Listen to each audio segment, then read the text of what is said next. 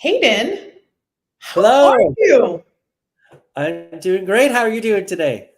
I am fantastic. You and I have been, someone asked me recently how long you and I have been friends, and I was like, oh my gosh, over 5 years. We've been friends, we're coaches, we've been in Rich Lippman's community for a very long time. And I'm giddy that we are taking our individual creativity and bringing them together. So that's how I'm feeling today. How are you feeling today? I'm feeling great. Like I just got back from France, the other day. So I had some awesome retreat there. And then I'm getting ready to go to Canada tomorrow. Guys, Uh, it's all coaching related. But I feel great. I'm lots of traveling and I'm really excited to be partnering with you on our workshop coming up and having this LinkedIn Live with you today. Yeah. absolutely. Yeah. So why don't you share with everyone a little bit more what's in our laboratory? I love how you call it our leadership laboratory, right? Or that where we're kind of playing. So I'm super excited that we're partnering together to have a really, really great workshop called Leadership Reinvention on November 19th in person in Los Angeles. And the reason why I'm super excited about this workshop is because it's for leaders like me and you, right? It's specifically for leaders who, while are amazing and have a positive intent, and of course always, try to be our best and want to lift and inspire others, sometimes the impact may not always align with our intent. And what I mean by that is this is a workshop specifically for leaders who may have sometimes been labeled like overly competitive or overly aggressive or like overly ambitious, which I have been called those things. Um, and sometimes it also, when I first was getting this feedback, it was hurtful in a way because I felt so misunderstood. Because honestly, I was like, but I'm trying so hard to bring out the best in everyone. I'm trying so hard to do well for the team. But then I just realized that something in my approach or something how I was coming off, while unintentional, was not making the impact that I wanted. But now through my work working with coaches and through my work as a coach and just learning more about what it takes to be a more effective leader, I realize it's not about changing who I am, but just fine tuning and tweaking the approach so I can still be authentic and 100% Hayden, but doing it in a way that feels good for me and also feels good to those I lead and those who I work with, right? So that we're really on the same page. So that's why I'm doing this, because I want to I love working with leaders like me and like you. So what about you, Pri? So what are you most excited about for this leadership reinvention? Yeah, so I'm going to totally date myself. Anyone who has seen a Rocky and Bullwinkle cartoon from way back in the day, one of the common gags in the cartoon was Bullwinkle saying to Rocky, "Hey, Rocky, watch me pull a rabbit out of a hat." And Rocky gets very, he's impatient. He's like, "Oh my gosh, again," because Bullwinkle can't ever get the gag right. So he does the typical nothing up my sleeve and he says presto, but instead of pulling out a rabbit, he pulls out this roaring rhinoceros. And then he turns to Rocky, very, directly and says, I guess I don't know my own strength. Now that is a hilarious, that is a hilarious, hilarious, hilarious cartoon. And it speaks to the point of what you and I are talking about is these leaders are well intended. These leaders have bold ideas in mind. These leaders have beautiful goals in mind, and sometimes they don't know their own strength. Yeah. Very few of these people, actually, very rarely do I come across people that wake up in the morning and say, "Oh my gosh, I'd really enjoy being off putting today." Or, "Oh my gosh, I'd really enjoy being alienating today." I have not met one person who has that as an objective.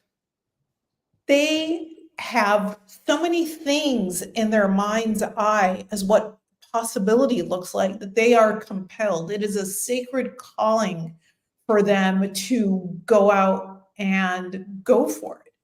And so, as you've heard me say a million times before, we know about some live examples of these people. We could say that, like, Serena Williams is this kind of person. We can say Steve Jobs is this kind of person. We can say Thomas Edison is this kind of person. We could say Margaret Thatcher is this kind of person. We don't have to like them to see the impact they've had on all of us. And the thing that you and I are most worried about are the ones that we'll never meet because someone silenced them or someone sidelined them. Like, what invention, what contribution to culture, technology, whatever in the zeitgeist gets lost because someone found a way to silence or sideline them. And just to bring it down from the abstract is Steve Jobs left Apple in 1985. It was a horrible, horrible time. There was a fight and all the things, and he was exiled. And eventually he came back to Apple's great benefit. But what if he had never gone back? What iPhone, what Apple Watch, what iPad, what version of Mac did he have his fingerprints on that we all benefited from? You don't have to, you can be an all Android all the time sort of person and still recognize that that handheld device you have in your hand, a lot of it is thanks to Steve Jobs. So that's why you and I are so passionate and committed to seeing this come to life. Yeah, and what's coming up for me is, yes, there's the aspect of, are you leading someone who is like, this overly seen as this overly ambitious, aggressive, competitive leader, or are you maybe silencing him or her so that they can't, show their brilliance? But there's also another aspect to it. It's like, are you silencing yourself? Yep. Because what I often encounter, because we coach leaders who are similar to ourselves, right? I think we get the most kicks out of coaching people, that are, a version of ourselves in some way, shape, or form. So I am currently coaching a very ambitious leader at a, major financial institution, and then really helping her be unapologetically ambitious, really, because she felt for someone that, who happens to be, an Enneagram 3, right? If you know what that means, she has to be an Enneagram 3. But then I think sometimes as an Enneagram 3, which is my main Enneagram type, someone who's seen as competitive and ambitious could seem extra, right? Or seen as too extra or too competitive, where people don't want to play with you. And then, that could be the shadow side of it, right? Where, maybe you are alienating yourself, or you are, stepping over people. However, how can we still retain, or maintain our ambition and drive, but do it in a healthy way where you bring people along and you're not running over people? And I think that's a lot of, the work that, I do with some of these leaders, particularly this one leader I'm thinking of, is for her to embrace and own, yes, I'm ambitious. Yes, I'm unapologetically ambitious. I love it. I own it. I embrace it. And how can I fine tune it so that I'm bringing everyone along so that the company wins, I win, and the team wins? I think that's the important part, is not becoming aware of when your ambition is actually getting in your own way, becoming aware of when you're actually not getting the results you want. And it all stems from, doing that more self-reflective work, right? Absolutely. Yeah. I call these visionaries, change agents, pattern interrupters. I call them modern badasses. And what I say that they go 80 miles an hour in a 45-mile-an-hour zone without checking to see if people are strapped in for the ride, let alone interested in the destination. But if you spent time describing the opportunity, and if you spent time asking for input, if you spent time tapping into everyone's collective genius, then they won't ever notice that they are going 80 miles an hour in a 45-mile-an-hour zone because they've bought in. It's only the times where they haven't bought in that they're like, hey, wait a minute, why does this feel rudderless? Why does this feel reckless to me?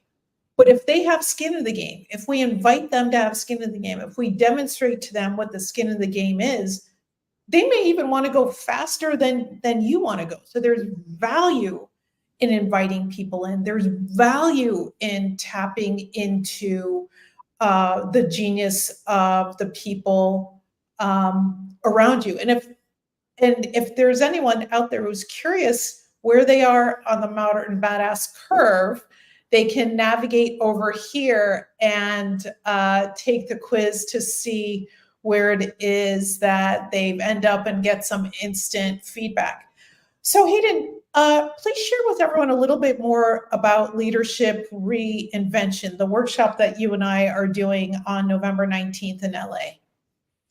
Yeah, so Leadership Reinvention, like you said, it's going to be in person November 19th. And it really is for leaders like who I just described. It is for people, if you're watching this or someone who may be a senior executive or a high level leader who identifies as being highly ambitious, highly driven to succeed, competitive, wants to win. Yet, oftentimes they may feel misunderstood.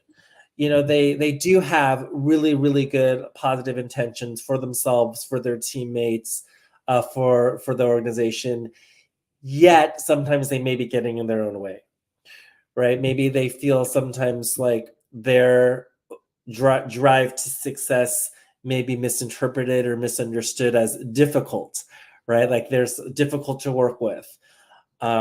So if anyone who's watching or someone like this, I think Leadership Reinvention would be a great workshop for them because, we love working with those types of people to help them, one, know that they're not alone, be in a community of other, badass leaders, but who want to take a second to reflect and pause and fine tune their approach, right? So really that they could make the impact that they want. So what I love about working with these type of badass leaders who is that me and you know that they're actually quite vulnerable, Yep. quite sensitive. Yep. Yet we don't always like to show it, because that feels uncomfortable and weird. However, I think part of our workshop is helping them, learn how to express a little bit more vulnerability in a way that's empowering and empowering for themselves and empowering for other people, because vulnerability is connection, and I think that's the thing is sometimes these really overly ambitious or seen as overly ambitious or assertive or aggressive competitive leaders, there might be a disconnect between them and other people, right? And I think these leaders like us, we want to feel connected. We want to feel good connection. We want to have, good relationships with those around us, but it's often we may get in our own way. 100%. And I remember 9 bajillion years ago, my first job out of business school. I remember being so frustrated because I knew I needed help. I just didn't know how to find the words to ask for it. So that was like, I didn't know what the vocabulary was, A. And then also B, to your point about being vulnerable, it was hard for me to ask for help. Like I felt like if I asked for help, then that would be held against me. So I didn't know what the words were. I didn't know how to ask for help. I didn't necessarily want to ask for help. So it was like a cocktail of yuck that got repeated over and over and over again. And there's that thing allegedly attributed to Einstein, the definition of insanity is doing the same thing over again and expecting a different result. And the one thing that I want to make clear is that this is also very much about empathy, not only empathy for these people that are ambitious and bold and hard charging, take no prisoners sort of people. It's not only having empathy for them, but also empathy for the leaders who lead them. Like, how do we help them find the tools? How do we help them find the language? How do we help them find the parlance or create the environment where everyone feels seen, heard, understood, respected, and valued? it's not so much that these leaders need to change, to your point. It's how do we be better understood? How do we create content, context, and nuance, texture, so we treat each other three-dimensionally as opposed to treating each other uh, two-dimensionally? Um, yeah, so it's like I think back to, exactly 27 years ago, and I'm only 37. No, I, you were working at 10 years old. You had a work right. I was, permit. I was a prodigy. I think back exactly 27 years ago, and on the one hand, I'm like, God, I was so hard, and on the other hand, I'm like, gosh, I feel for her. Mhm. Like it's possible to have those things be true at the same time. And that's the invitation that you and I are extending to everyone. Whether you are this leader or you lead this leader, there is room for empathy, there is room for shared understanding. And that's really also what we're trying to accomplish with leadership reinvention. So the link is here if people want to navigate to it. And when you do navigate to it, whoops, wrong one. When you do navigate to it, you see this amazing landing page on Hayden's website. You'll scroll through, you'll learn a little bit more about the program, and then there's an opportunity for you to book an appointment with me if you were to scroll down a little bit. Or if you'd prefer to book an appointment with Hayden, that's perfectly fine too. You can email him at hayden@haydenlee.com if you prefer to speak with him instead. That's either one will get you to the right place. But again, this is the link to the website so that you can enroll, get information, and all of the good things. So Hayden, where would you like to go next? How else would you like to play today? Yeah, I want to add, what I'm most excited about for leadership reinvention is, well, one, just imagine the energy of being in a room with all these, badass leaders who are super energetic and assertive and competitive and ambitious. Like, I think that's going to be such great energy because we'll be amongst our peeps. But more importantly, I think I'm excited to hear the other, when all of us have the courage to be a little vulnerable and kind of, let our guard down a little Yeah, bit, is for us to really share and maybe more self-introspection, like some of the reasons that drive some of our ambition and boldness.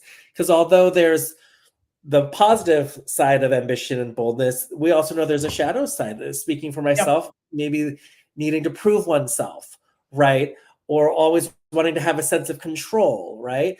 And I think the more self-aware we are, the more we are honest with ourselves. That's the pathway to freedom, right? To actually understand, oh yeah, maybe I'm overly ambitious because I want to prove myself because I have an insecurity about myself. Because unless you embrace it and own it, it will have control over you, it will have power over you, right? In order to, or realizing, gosh, I just really like to control things, but ultimately maybe it's about a fear of being out of control. But then once you identify, you name it to tame it, as we say, like you got to right. name it in order to manage it. But then what I'm most looking forward to, so of course our workshop will, identify some of the characteristics we have at badasses, and help us do some inner work to reflect on, maybe what do I need to, maybe shift in my thinking, or what do I need to let go of in order to be a better leader. And then I think the best part though is we're going to give people an opportunity to have strategies and tips and tools for them to implement and try. And we'll be able to practice in real time. We'll be able to practice with each other, because that's what this is all about. It's ultimately the best leaders are the ones who are always open to learning and growing. And just because Absolutely. we're badasses who are competitive and assertive and aggressive doesn't mean that we don't have room to grow. We all do. Oh, And 100%. I remember, so I am certified in the Hogan assessment. And so Hogan talks about the bright side, which is like how you are when you're at your quote unquote best. And then it talks about what happens in your dark side, which is how you show up under times of stress. And then there's a third bucket that's like your values or the environment where you feel most like you. And so when I took the Hogan assessment, I was one of those unusual people where I had more things on the dark side than I did in the bright side. And I I was embarrassed. Yeah. I felt such shame. There were things like she's colorful, she's bold, she's brash, she's mischievous. And then having taken the Enneagram, I know not everyone has taken the Enneagram or the Hogan, but those of you who have, I'm an Enneagram 8. So I had the similar feelings of, oh my God, I'm a horrible person. But where I am now, and this is why I'm so excited for this conversation, where I am now is that all of these are strengths, and they can be like over torqued spark plugs if you're not careful to see where the triggers are when they go into your shadow side, or they become your dark side, as the Hogan people like to say. There is beauty in me being colorful. There is beauty in me being brash or bold, because that's where my ideas live. That's where my creativity lives. That's where my humor lives. That's where my ability to think on my feet lives. I celebrate those. And so how do I keep everything that's beautiful and good and watch out for the times where it might derail me as opposed to be additive? And so, Hayden, what we promised everyone today is that we would give some quick tips. And of course, we're going to have more actionable tools and tips and all the things when we gather in person in 2 months' time. But we promised 2 tips. We're giving away 3 today. So take it away. Open that conversation up. Yes, we're already over delivering, right? We're already over delivering. Well, I think the way to set up the tips, that because there's a general theme with the tips, and there's a general theme with this LinkedIn Live, and really a general theme with leadership reinvention. It is really making sure that this is, for leaders who, like we said, identify as, really assertive, ambitious, competitive, yet we as leaders who identify as this want to get better with aligning our positive intent with maximizing our positive impact, right? Yep. So that's what we want. We want to make sure that our good intent is aligned with our good impact. And I think we've identified that oftentimes one of the things that could get us in trouble as leaders who identify as these type of leaders is sometimes, we think fast, we think on our feet, we have lots of bright ideas, and sometimes we may react too fast, or sometimes we may say something too fast. And I don't know what you mean by that. And sometimes sometimes our immediate reaction may be helpful, but sometimes it may not be. So, this comes from what I've learned in neuroscience, because I do partner with 2 neuroscientists and we create content for coaches and for leaders, is this idea of buying time, or we call it insert time. And what I mean by that, it's really buying time or insert time between one's immediate thought and reaction, which is oftentimes the feeling center of our brain, which is the amygdala. Like as soon as we hear something or say something, our immediate thought may be like, well, that's stupid, or like, that's never going to work, or like, you freaking idiot. So that's but then we have our prefrontal cortex, right? That's the most human part of our brain, which is logical and rational. So the best way to make sure that we're not always just in the, amygdala, and where we're just saying whatever comes to our mind immediately, to make sure that we're saying it in a way that our intent is aligned with our impact, is to buy time. So, which is our prefrontal cortex. That's where we can be like, all right, what do I want to say here? What's the best way to say it? So this a theme of buying time, we have 3 specific tips and tools. And one of them is, before you just blurt out what you're feeling and thinking, is to have some filter questions, as we like to call them, right? And these, we came up with 3 filter questions before you speak. Well, one, it's to be aware that you're about to blurt something out. So take that deep breath, buy yourself some time. And really ask yourself, okay, is what I'm about to say, is it true? Yep. Is it good? Yep. And is it useful? Yep. Right? And if any of it is a no, you might want to take another breath and think about how can you maybe rephrase it or reframe it so that it can be true, it can be good, and it can be useful, right? What are your thoughts about those three filter questions, Teresa? Yeah, those three filter questions are, from the times of Socrates. So hey, if it's that old, it must be useful. So very simply, my grandfather, well, I don't technically have an Adam's apple, but what my grandfather used to say is that the reason why we have an Adam's apple is that this is the last stop before something exits your mouth. So this is almost like a gate agent or a toll gate. Do you really want to pay that toll? Is that something that you want to share? So that's it's the simplest way of looking at the filtering questions.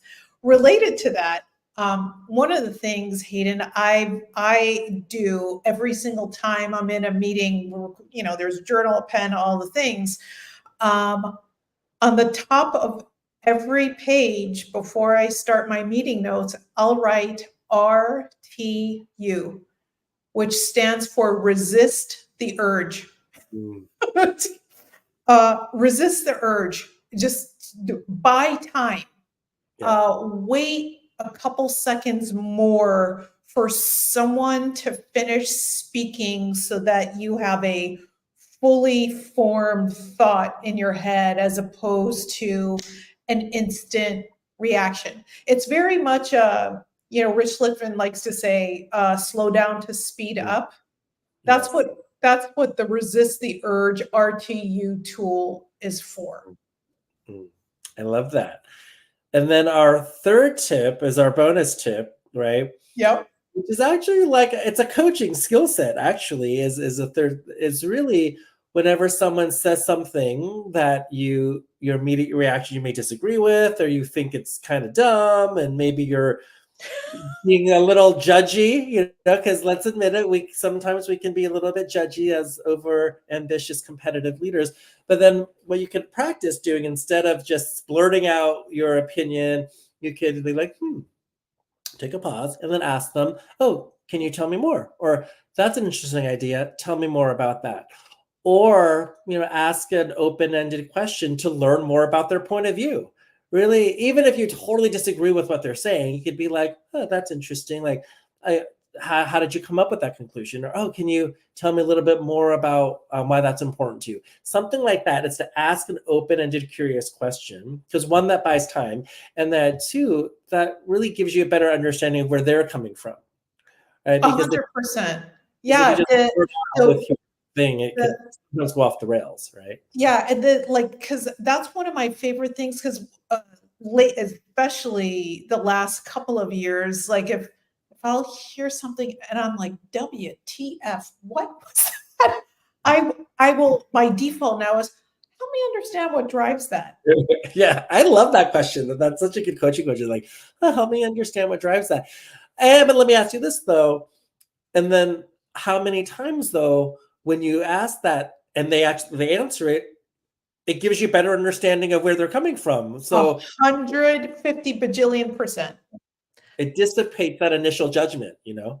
100%. And I will say that asking help me understand what drives that belief helps me navigate really literally politically fraught conversations. So I have a wide-ranging network of people I know, a wide-ranging set of friends, and they don't all believe the same way I do when it comes to politics. This is not a political discussion. And I have found that we have lovely, lovely, heartfelt conversations about what matters to us most as people. When I ask, help me understand what drives that belief, then it becomes about the person and not about a stupid slogan or, whatever. That it really becomes deeper and heartfelt and I swear to God, lovely things that could go pear-shaped very quickly end up being really lovely, heartfelt conversations. Afterwards, everyone says, I'm so glad we were able to have this connection. Could have gone the other way. But it's beautiful to say, tell me more or help me understand what drives that belief. So I think we're at time.